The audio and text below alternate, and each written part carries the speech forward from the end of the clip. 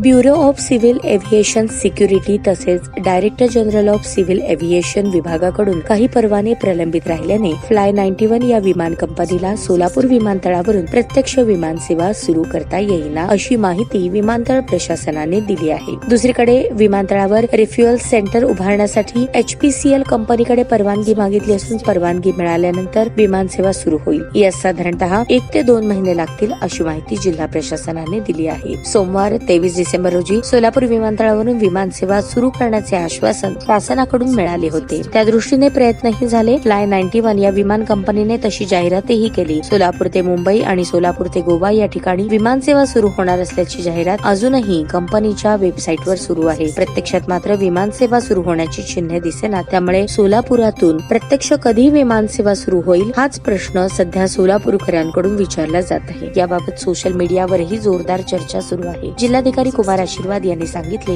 HPCL चे मुख्यालय नागपुरात आहे। सोलापूरच्या विमानतळावर रिफ्युअल सेंटर उभारण्यासाठी नागपूरच्या मुख्यालयाकडे परवानगी मागितली आहे, तसा प्रस्ताव पाठवला आहे। दुसरीकडे विमानतळावर रिफ्युअल सेंटर उभारण्यासाठी जागेची आवश्यकता असून विमानतळ प्राधिकरणाकडे जागेची मागणी केली आहे, तसा प्रस्ताव पाठवला आहे। अद्याप परवानगी मिळालेली नाही। ही प्रक्रिया लवकरात लवकर पूर्ण होण्यासाठी मुख्यमंत्री फडणवीस यांच्याकडे आमचा पाठपुरावा सुरू आहे।